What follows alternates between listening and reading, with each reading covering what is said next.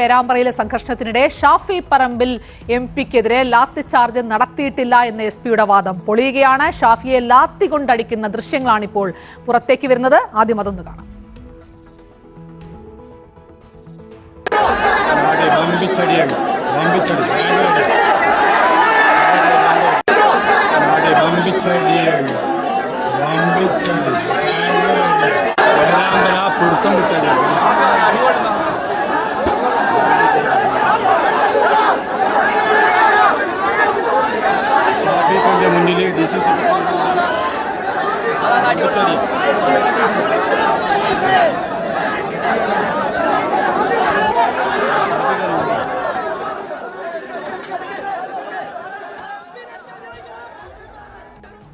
ഇതാണ് ആ ദൃശ്യങ്ങൾ. പി എൽ കിരൺ ഉണ്ട് വിവരങ്ങളുമായി. കിരൺ, പോലീസ് ആവർത്തിച്ചു പറഞ്ഞുകൊണ്ടിരുന്നത് അവിടെ ഒരു ലാത്തി പ്രയോഗം ഉണ്ടായിട്ടില്ല എന്നുള്ളതാണ്. പക്ഷേ ഇപ്പോൾ ദൃശ്യങ്ങൾ എന്താണ് സംഭവിച്ചതെന്ന് കൃത്യമായി പറഞ്ഞു തരുന്നുണ്ട്.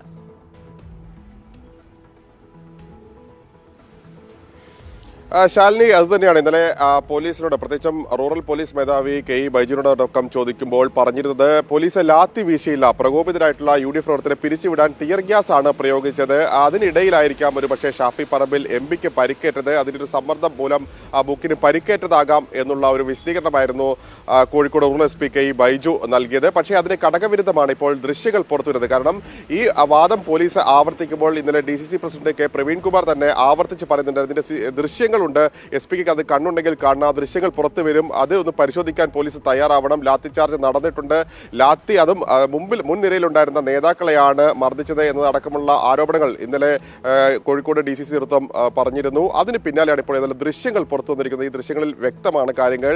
കാരണം ഷാഫി പറമ്പിൽ പോലെ, അതുപോലെ തന്നെ DCC പ്രസിഡന്റ് കെ പ്രവീൺകുമാർ പോലെയുള്ള ആളുകൾ മുൻനിരയിലാണുള്ളത്. അതായത് പ്രവർത്തകർ പ്രകോപിതരായി അവിടെ നിന്ന് ഇങ്ങോട്ട് വരുമ്പോൾ അവരെ തടഞ്ഞു നിർത്തി അവരുമായി സംസാരിക്കുന്ന രീതിയിലാണ് നേതാക്കൾ അഭിമുഖമായിട്ടാണ് നിൽക്കുന്നത്. അതിനിടയിലാണ് ഈ സംഘർഷം ഉണ്ടാകുന്നു.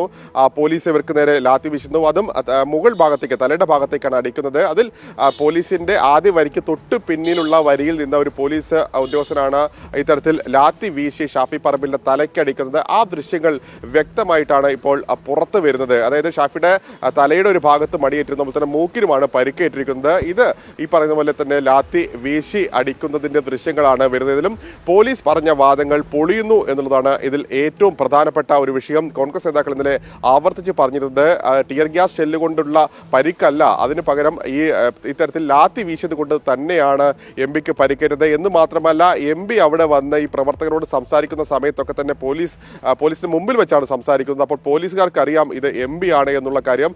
അങ്ങനെ എംപി ആണെന്ന് അറിഞ്ഞിട്ടും എംപിയെ മർദ്ദിച്ചു, തെരഞ്ഞുപിടിച്ച് ആക്രമിച്ചു തുടങ്ങിയ ഗുരുതരമായിട്ടുള്ള ആരോപണങ്ങളായിരുന്നു കോൺഗ്രസ് നേതൃത്വം ഉന്നയിച്ചത്. ഏതായാലും അതിനുശേഷമാണ് ഇപ്പോൾ ഈ ദൃശ്യങ്ങൾ വരുന്നത് എന്നുള്ളത് ഏറ്റവും പ്രധാനമാണ്. ഏതായാലും ഈ വിഷയം നേരത്തെ കോൺഗ്രസ് നേതാക്കൾ ആരോപിച്ച പോലെ ഈ ശബരിമല പോലുള്ള വിഷയങ്ങളെ വഴിതിരിച്ചുവിടാനുള്ള ശ്രമം നടക്കുന്നുണ്ട് എന്നതടക്കമുള്ള രാഷ്ട്രീയ വിഷയങ്ങൾ ഒക്കെ ഉയർത്തിക്കൊണ്ടാണ് കോൺഗ്രസിനെ നേരിടുന്നത്. ഏതായാലും ഈ ദൃശ്യങ്ങൾ കൂടി പുറത്തു വരുന്നതോടെ കോൺഗ്രസിന്റെ ആയുധങ്ങൾക്ക് കൂടുതൽ മൂർച്ച കൂടുകയാണ്.